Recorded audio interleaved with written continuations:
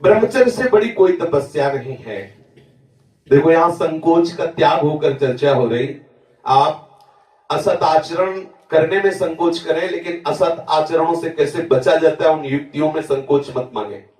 महादेव जी कहते हैं ब्रह्मचर्य अर्थात वीर्य धारण करना महान उत्कृष्ट तप है, भगवत प्रसन्नता का प्रधान हेतु है। इससे बढ़कर कोई तपश्चर्या तीनों लोकों में प्रसिद्ध नहीं है। जो ऊर्ध्वरेत्वा अखंड ब्रह्मचारी है वो पुरुष नहीं, वो साक्षात भगवत स्वरूप महादेव है। इस मार्ग में कोई किसी भी संप्रदाय का हो, किसी भी परंपरा का हो, ब्रह्मचर्य की विशेष आवश्यकता है। जब तक आपके जीवन में ब्रह्मचर्य का संयम नहीं होगा तब तक आपको भगवदानंद की प्राप्ति हो ही नहीं सकती।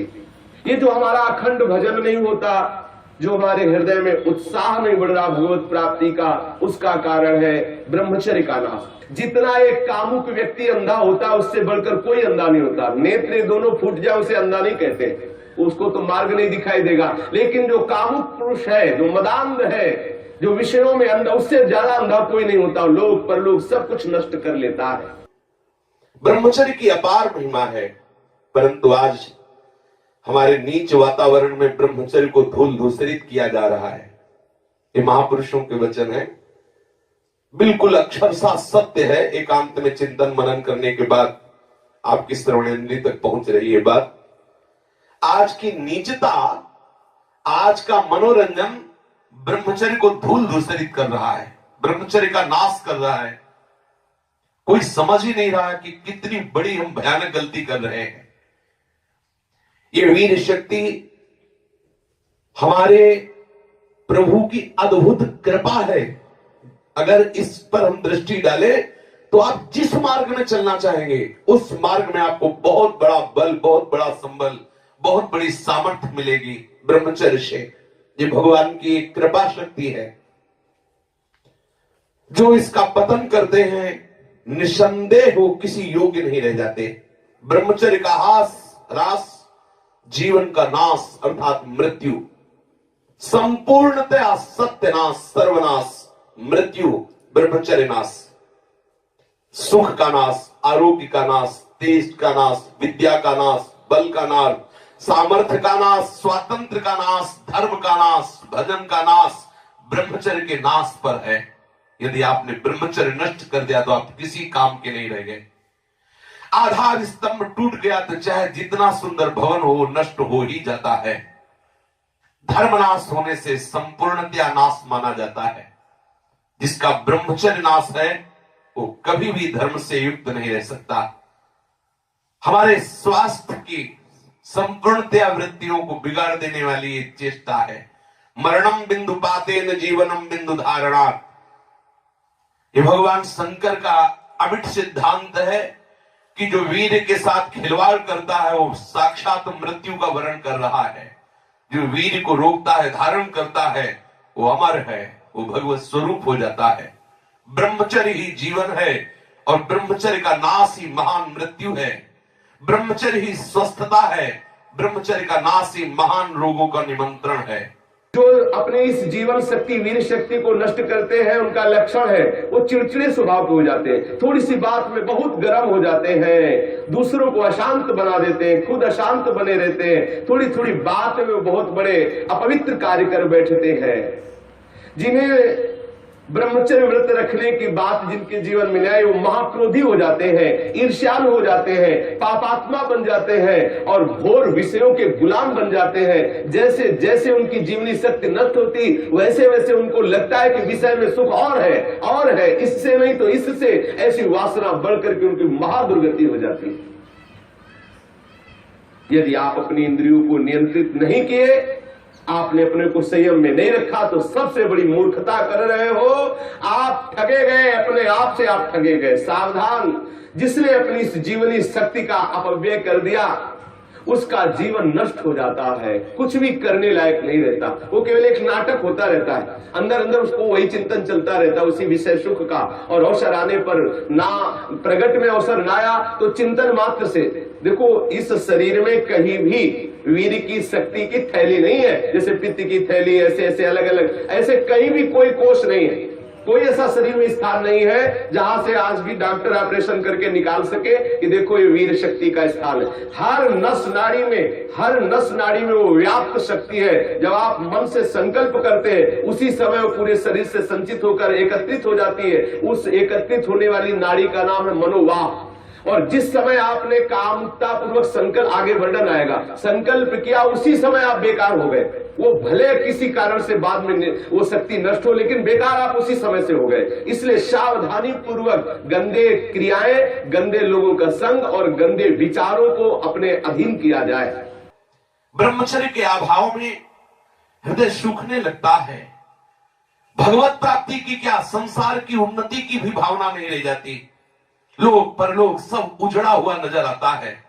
जो ब्रह्मचर्य छीण करता है उसकी स्मृति का नाश हो जाता है, नेत्रों में कम दिखाई देने लगता है और लघुशंका के साथ वीर शक्ति का स्खलन होने लगता है। वो जान नहीं पाता, उसकी जीवनी शक्ति नष्ट होने लगती है। वो बिना किसी कारण अशांत बना रहता है, लाखों चिंताएं उसके मन में डुलने लगती है, वो दुर्बल होने लगता है, बड़ा निद्राल का वो वशीभूत हो जाता है। जरा सा निद्रा आ रही, जरा में हम तो देखते हैं लोग बैठते ही सोने लगते हैं और मोटापा बढ़ जाता है, आलस्य बढ़ने लगता है, उदासी आने लगती है, हृदय में घबराहट पैदा होने लगती है, श्वास अवरोध होने लगता है, कष्ट से श्वास या श्वास तीव्र गति से चलने लगती है, यक्षमा हो जाता है, पृष्ठशूल रोग हो जाता है, कटिवात हो जाता है, शिरोवेदना बढ़ने लगती है, जोड़ों में दर्द होने लगता है, दुर्बल हो जाता है और निद्रा के समय उसका जो शक्ति है वो क्षीण होने लगती, बह जाती, उसको पता ही नहीं लगता। मानसिक अस्थिरता, विचार शक्ति की दुर्बलता, ये भयानक भयानक कमजोरियां उसके जीवन में प्रकट हो जाती है, जो इसे मनोरंजन समझता है। सावधान, अगर आप अशांति से हटकर शांति में जाना चाहते हो, दुख से बचकर महासुख का अनुभव करना चाहते हो, तो ब्रह्मचर्य पर दृष्टि दीजिए। ब्रह्मचर्य चारों पुरुषार्थों का, धर्म अर्थ काम का मूल है। ब्रह्मचर्य भोग और मोक्ष प्रदान करने वाला है। वीर अनंत अनमोल सिद्धि है। इसी वीर के बल से जिस देवता को चाहो तुम अधीन कर सकते हो, उसके नाश से तुम पूर्ण पतित नीच बन सकते हो। बिना ब्रह्मचर्य धारण किए हुए कोई पुरुष कदापि किसी भी श्रेष्ठ पद का अधिकार नहीं प्राप्त कर सकता। वीर भ्रष्ट पुरुष कदापि पवित्र नहीं, कदापि धर्मात्मा नहीं, कदापि महात्मा नहीं हो सकता। वो दंभ और पाखंड भले कर ले। बिना ब्रह्मचर्य के प्रत्यक्ष इंद्र भी तुच्छ है, पद दलित है। साधारण मनुष्यों की तो बात है क्या, परमार्थ के पथ पर या व्यवहार के पथ पर जिधर भी तुम जाना चाहते हो, अति आवश्यक है ब्रह्मचर्य। समस्त विद्याओं की सूक्ष्म रहस्य को प्रकाशित करने वाला ब्रह्मचर्य, समस्त वैभवों की सिद्धियों को प्रकाशित करने वाला ब्रह्मचर्य, समस्त सौभाग्य का उदय करने वाला ब्रह्मचर्य। ब्रह्मचर्य सर्वश्रेष्ठ मंत्र है, ब्रह्मचर्य सर्वश्रेष्ठ तपस्या है, ब्रह्मचर्य सर्वश्रेष्ठ बल है, स्वतंत्रता है, महान उन्नति है। ब्रह्मचर्य ही हमारी संपूर्ण सिद्धियों का एकमात्र बीज है, रहस्य है। जो साधक या जो गृहस्थ 20 वर्ष अगर गृहस्थ में जाना है तो 20 वर्ष तक किसी भी स्थिति में ब्रह्मचर्य नष्ट नहीं होना चाहिए। यदि ब्रह्मचर्य नष्ट करते हैं तो वो गृहस्थी के योग्य नहीं रह जाते। उनके घर में भ्रष्टाचार होता है, संतानें भी होती है तो वही होती है जो किसी योग्य नहीं रहते। शास्त्र के सिद्धांत से चलने वाले उपासक को, अर्थात भगवत प्राप्ति के मार्ग में चलने वाले उपासक को चाहिए, अगर वो गृहस्थ है तो जब ब्याह हो उसी के बाद शास्त्र मर्यादा से ब्रह्मचर्य खंडित करे, ये उसका उपासना का स्वरूप ही माना जाएगा। लेकिन यदि वैरागी है, भगवत मार्ग का पथिक है, तो अष्ट मैथुनों से बचे। गृहस्थ हो तो उचित संतानोत्पत्ति के लिए भगवत प्रार्थना से युक्त होकर, हे करुणा निधान, मैं आपकी आज्ञा का पालन करने के लिए अपने ब्रह्मचर्य को क्षीण करता हूँ। आपकी कृपा प्रसाद से मैं आपकी प्राप्ति के लिए गृहस्थ धर्म रूपी पूजा आपको स्वीकार करने के लिए प्रार्थना करता हूँ। प्रभु, ये पूजा है, आप स्वीकार कीजिए। वो गृहस्थ धन्य है जो ब्रह्मचर्य पूर्वक संतानोत्पत्ति की क्रिया करके भगवान की आराधना करता है। जो विरक्त संपूर्ण रूप से ब्रह्मचर्य है उसको विशेष साधना नहीं करनी पड़ती, अपने आप भगवती स्मृति अखंड होने लगती है, क्योंकि महाआनंद स्वरूप ब्रह्मचर्य है। महाआनंद, आप सोच भी नहीं सकते कि ब्रह्मचारी को कितना आनंद होता है। जो ब्रह्मचर्य धारण करता है उससे अपार आनंद, अपार सुख प्राप्त होता है। सभी सुखों में सर्वाधिक नष्ट करने वाला सुख एक काम सुख है, सबसे ज्यादा पतन करने वाला यह सुख है, सबसे ज्यादा नाश करने वाला सुख है। इसलिए सावधान, विषय सुख के लिए आप अपने ऐसे अमूल्य जीवन को नष्ट मत कीजिए। पहले जो गृहस्थ जन होते थे ब्रह्मचर्य, 25 वर्ष तक तो सब कोई ब्रह्मचर्य रहता था, चाहे वो गृहस्थ हो, चाहे वो विरक्त में जाना हो, चाहे वो जिस मार्ग में जाना हो। 25 वर्ष तक तो सबकी नींव ब्रह्मचर्य से युक्त होती है। अब 25 वर्ष तक तो हजारों दुर्गति हो जाती है, क्योंकि ऐसे ऐसे साधन चल चुके हैं, ऐसा कुसंग हो चुका है, वो दृश्य देख देख करके उनकी भावनाएं दूषित हो गई, वो अपने को नष्ट कर लेते हैं। फिर क्या रह गया जीवन? ये अमूल्य मनुष्य जीवन किस काम का रह गया? जब 10 वर्ष ब्रह्मचर्य रहकर भगवत भजन करके संतान उत्पत्ति करते थे तो उन माताओं के गर्भ से कोई भगवत प्राप्त करने वाले साधक पैदा होते थे, या कोई महावीर पैदा होते थे जो देश की रक्षा के लिए अपने प्राणों को समर्पित कर देते, जो समाज को सुख पहुंचाने वाले ऐसे बालक पैदा होते थे। ब्रह्मचर्य के बिना पूर्ण, चाहे गृहस्थ हो चाहे विरक्त हो, कोई भी हो, वो पूर्ण पशु जीवन है, पूर्ण पशु जीवन है। सांसारिक व्यक्ति बनकर के मत अपने जीवन को नष्ट करो, आप अपने हाथों से अपना नाश कर रहे हो। ध्यान रखो, ये गलती जो तुम कर रहे हो ये आपको दोबारा मनुष्य जीवन मिलने वाला नहीं है। ऐसी गलती करके तुम्हें बहुत पछताना पड़ेगा। मौज मस्ती, लोग काहे की मौज मस्ती? धर्म मर्यादा का नाश करके, गुरुजनों की बनाई हुई शास्त्र मर्यादा का नाश करके तुम सुख प्राप्त कर सकते हो। कुछ समय मिला, कर लो जो करना है। ऐसे भयानक रोग पैदा होंगे कि मरोगे, कोई पानी देने वाला नहीं मिलेगा। ये सब नाटक भूल जाएगा। इसलिए शास्त्र और गुरु की बनाई हुई मर्यादा के अनुसार चलो, तो ही संसार में भी तुम सुख का अनुभव, जहां नहीं है सुख वहां भी अनुभव कर सकते हो, यदि शास्त्र और गुरु की मर्यादा से युक्त रहोगे, उनके बनाए हुए विधान के अनुसार चलोगे। ये जो आजकल सब चल रहा है ना, ये बहुत हानिकारक है। जिसके जीवन में छोड़ दो, जो अब जिनका ब्याह हो गया वो अपने पति को छोड़ करके दूसरे पतियों के पुरुषों की तरफ कामुक दृष्टि से देखती है, जानते उनकी क्या दुर्गति होती है? हाँ, पति वंचक परपति रति करई, रौरो नरक कल्प शत परई, और विधवा होए पाए तरुणाई, अगला जन्म होगा और वैधव्य को प्राप्त हो जाएगी। जो पुरुष अपनी पत्नी का त्याग करके पर स्त्री से गमन करता है तो नरक में जाकर के उसको तपाए हुए लोहे की लाल लाल ऐसे स्त्री आकृति से उसे हजारों वर्षों तक चिपकाया जाता है और जलता रहता, वहां मरना तो है नहीं। ऐसा मत सोचो कोई देख नहीं रहा। जैसी थरिवंश नरक गति दुर्भर यम द्वारे कटियत नख छीके, वहां ऐसा हिसाब है कि कहां छीका, किस लिए छीका, और आपकी नाक काट दी जाएगी। मतलब वहां उंगली उठाने पर आपको दंड है, किस लिए उठाया, किसको उठाया, किस कारण से उठाया, किस समय में उठाया, एक एक वस्तु का हिसाब है। आप समझते मुझे कौन देख रहा है, क्या जान रहा है, मौज मस्ती ले लो। कुछ समय दिया गया आपको, ये मनुष्य जीवन कुछ समय दिया गया। आप चाहे जो कर लो, चाहे जितना दुराचार कर लो, या सदाचार करके श्री कृष्ण को रिझा लो, या दुराचार करके नरक की यात्रा कर लो। बहुत सावधान। यहां वर्णन कर रहे हैं महापुरुष जन कि जो जीवन में ब्रह्मचर्य शक्ति है, जिसे शुक्र कहते हैं, जिसे वीर शक्ति कहते हैं, इसका जो नाश करता है वो भयानक रोगों से ग्रसित हो जाता है। इसका एक नियम है, गृहस्थ धर्म का नियम है। इस पर हमारे शास्त्रों में सब वर्णन, इसीलिए सत्संग करना चाहिए। अब क्या है, आज मनोरंजन, लोगों को रिझाना, वक्ताओं को पसंद आ गया है और जो श्रोता है उनको वही पसंद आता है। थोड़ी देर चटकीली बातें की, संगीत बजा, नाचे कूदे, घर गए, बोले कथा सुन के आए हैं। कथा का तात्पर्य, सत्संग का तात्पर्य आपका कुसंग का त्याग हो जाए। आप जो दुर्गुण दुराचार प्रवृत्तियों में रत है उनका त्याग हो जाए, उससे सत्संग। मानो सत्संग सुन के आए तो आपको थोड़ी देर तो खो जाना चाहिए। दूसरे को अपने आप पता लगे कि ये सत्संग सुन के आ रहा है, खो गया। अपने अंदर की कमियों को देख देख करके वो रो रहा है, हे करुणा निधान, मैं इतना नीच हूं, अभी तक तो मैं जान ही नहीं पा रहा था कि ये गलतियां हैं, मैंने कितनी गलती की, हे करुणा निधान, अब मुझे इन गलतियों से उबारो। सत्संग वो वस्तु है जो अपनी ब्रह्मचर्य शक्ति को नाश करता है तो उसकी शारीरिक शक्ति नष्ट हो जाती है, चेहरा पीला होने लगता है, चेहरे में झुर्रियां पड़ने लगती हैं, नेत्रों की शक्ति जाती रहती है, नेत्रों के आसपास नीली नीली रेखाएं प्रकट हो जाती है, आंखें धस जाती हैं और चेहरे में वो कांति नहीं रह जाती, अर्थात कांतिहीनता आ जाती है, याददाश्त नष्ट हो जाती है। वस्तु रख दी, भूल गए, कोई आज्ञा भूल गए। क्यों भूल गए? क्योंकि ब्रह्मचर्य नहीं, मेधा शक्ति क्षीण हो गई।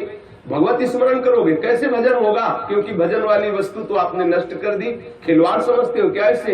ये मनुष्य जीवन आपको मिला है भगवत प्राप्ति के लिए। सावधान, संतान भी प्रकट होगी तो महावीर और भगवान का प्रेमी महात्मा पैदा होगा यदि आप ब्रह्मचर्य से रहोगे। और कुमारगामी रहोगे तो अप्पू गप्पू पैदा होंगे, फिर जूतों से मारेंगे आपको और बुढ़ापे में पानी नहीं देंगे, सड़ोगे ऐसे पड़े। जो सावधानी पूर्वक इसकी रक्षा नहीं करते उनको अनेक बार बड़ी बड़ी भारी विपत्तियों को भोगना पड़ता है। आप क्या समझते हो?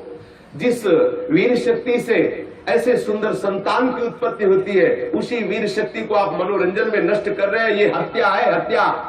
शास्त्र वर्णन करते हैं, आपको भोगना पड़ेगा उसका दंड। जैसे माताओं के गर्भ में पलते हुए शिशु को वो गर्भ हत्या जैसे पाप कर देती है, ऐसे पुरुषों को सावधान रहना चाहिए। संतानोत्पत्ति के निमित्त से किया गया ब्रह्मचर्य खंडित भगवत उपासना माना जाएगा और अपनी वासना से प्रेरित होकर ब्रह्मचर्य नष्ट करना या अन्य उपायों से ब्रह्मचर्य नष्ट करना वो हत्या में लिखा जाएगा। इसीलिए अंतःकरण मलिन हो जाता है और भगवत भजन का केवल वो एक क्रिया मात्र होने लगता है, आनंद का अनुभव नहीं होता। आपको यदि भगवत प्रेम प्राप्त करना है, भगवत भक्ति प्राप्त करना है, तो आप अपनी इस जीवनी शक्ति की रक्षा कीजिए। आप अपनी जो आंतरिक वृत्ति कामुक हो चुकी है उसको संभालने की चेष्टा कीजिए। जो अपने इस स्नायु तंत्र को पुष्ट रखना चाहते हैं उनको अपनी इस मूर्खता को खोना होगा। क्या मूर्खता? वो सोचते हैं कि मैं विषय में अपनी ब्रह्म शक्ति को नष्ट करके, बादाम पा करके, दूध पी करके, मकरंद ध्वज खा करके और हम अपने को फिर पुनः पुष्ट कर लेंगे। ध्यान रखना, ये जितना पाओगे उतनी वासना पुष्ट होगी। जिसके चेहरे की तरफ देखो ऐसा लगता है जैसे किसी मकान में आग लगा दी जाए तो फिर वो मकान की शोभा क्या होती है। ऐसे जिसके जीवन में पुण्य नहीं रह गए, भगवत आराधन नहीं रह गया, ब्रह्मचर्य नहीं रह गया, सदाचार नहीं है, बड़ों का सम्मान नहीं, उसका जीवन क्या है? जीवन कैसा पशुवत जीवन हो रहा है। छोटे छोटे अभी बच्चे 15-16 वर्ष के माता पिता के अवहेलना करके मनमाना आचरण करते हैं। ये जो ब्रह्मचर्य, इस पर विशेष ध्यान दिया जाए। यदि हम ब्रह्मचर्य पर ध्यान नहीं देते तो स्मरण शक्ति का नाश, शरीर में मोटापा, दिल की कमजोरी, अस्मायिक वृद्धावस्था का प्रकट हो जाना, नपुंसकता, नेत्रों के रोग बढ़ना और नाना प्रकार से अंदर ही अंदर सब खोखलापन हो जाना। ऊपर से हष्ट पुष्ट दिखाई देंगे लेकिन अंदर से पूरी शक्ति का नाश हो जाने के कारण वो मूर्ख हो जाते हैं। मतलब बुद्धि भी मूर्ख हो जाती है, शरीर भी शिथिल हो जाता है, किसी काम के नहीं रह जाते हैं। ये मत समझो कि इतना ही सुख है, यहां तो सुख है ही नहीं। ये जो बच्चे, बच्चियां, माताएं, बहनें या पुरुष अपनी वासना का शिकार हो चुके हुए हैं, उनको खेद करना चाहिए बात सुनकर और सावधानी पूर्वक आगे बढ़ना चाहिए परमार्थ में। गलती का पोषण नहीं करना चाहिए। आज हमारी ऐसी बेईमानी है कि हम अंदर की इन गलतियों को छुपाते हैं और थोड़ा सा भी गुण होगा तो उसका प्रचार करने लगते हैं। अंदर की गलतियों को गलती मान करके उनको दूरी किया जाए, चाहे वो बच्चा हो, चाहे वो जवान हो, चाहे बूढ़ा हो। गलतियों को छोड़ करके भगवत मार्ग में आगे बढ़ो तो आनंद का अनुभव होगा। ये प्राणों की पूर्ण शक्ति है, जीवनी शक्ति है, इसे व्यर्थ में नष्ट मत करो। सावधान हो। देखो आप थोड़ी देर ब्रह्मचर्य रह करके देखो, आपके नेत्रों में चमक आ जाएगी, आपके कपोलों पर लावण्य आ जाएगा, आपके हृदय में बिना कुछ किए एक आनंद की लहर सी दौड़ती रहेगी। थोड़े दिन रह के देखो।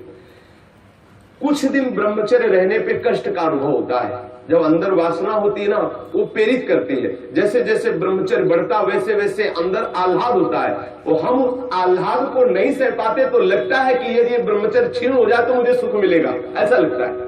यदि सत्संग हो और भजन पूर्वक हम जीवन व्यतीत करें, सदाचार पूर्वक भोजन शुद्ध हो, तो कुछ ही महीने में वो ब्रह्मचर्य जब पकने लगता, थोड़ा सा आनंद अनुभव होते सहने लगता। पहले तो थोड़ा कष्ट होता है। अगर 1 वर्ष ठीक ब्रह्मचर्य रह जाए और कुसंग ना हो तो इतना आनंद उसको अनुभव होने लगेगा, देखेगा नहीं इसी नारकी खेलों की तरफ, इधर संसार के इन दुर्गुण दुराचारों की तरफ देखेगा भी नहीं, पर कुसंग ना होने पावे। अगर कुसंग होगा तो 20 वर्ष ब्रह्मचर्य रहने के बाद भी पतित हो जाएगा।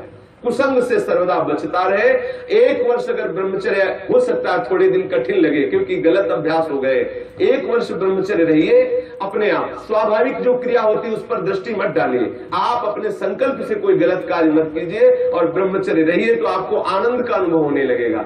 भजन करना नहीं पड़ता, अपने आप भजन होता है। नींद कम हो जाती है, आसनों पर जितनी देर चाहो आराम से बैठ सकते हो, और कोई भी रोग हो वो अपना पूरा प्रभाव नहीं डाल सकता क्योंकि आपके अंदर ब्रह्म शक्ति विराजमान है। जो ब्रह्मचर्यहीन हो जाता है वो भजन का लाभ नहीं ले सकता है। मन, प्राण तथा ये ब्रह्मचर्य, ये तीनों एक ही है। जिसका ब्रह्मचर्य ठीक, उसके प्राण सूक्ष्म हो जाते हैं और मन शांत होने लगता है। जिसका ब्रह्मचर्य ठीक नहीं, स्थूल प्राण होने लगते हैं। पहचान है, ऐसे भैंसे की जैसे श्वास निकलती है, जब सोते तो बड़े भारी ऐसे घोटे शोरगुल होता है, स्थूल प्राणों का लक्षण है। और मन उनका चंचल होता है, उनकी श्वास, उनका मन, उनका ब्रह्मचर्य, तीनों क्षीण होने से फिर न कोई भजन होता है, न कोई साधन होता है, न कोई चिंतन होता है। जिसकी श्वास स्थूल होती, मन चंचल होता है, उसका चिंतन एकाग्र नहीं होता है। ये बहुत काम की बात है, इसे संभाल कर रखिए। मत समझिए कि कोई साधारण बात हो रही, इसको संभाल लीजिए। यदि आप विरक्त हैं तो संपूर्ण रूप से आप सावधान हो जाइए। यदि गृहस्थ हैं तो संयम में आ जाइए। एक पत्नी व्रत धारण करते हुए, संतानोत्पत्ति की भगवत पूजा का भाव रखते हुए ही गृहस्थ धर्म में ब्रह्मचर्य को खंडित कीजिए, अन्यथा ब्रह्मचर्य को धारण कीजिए। सावधान रहिए।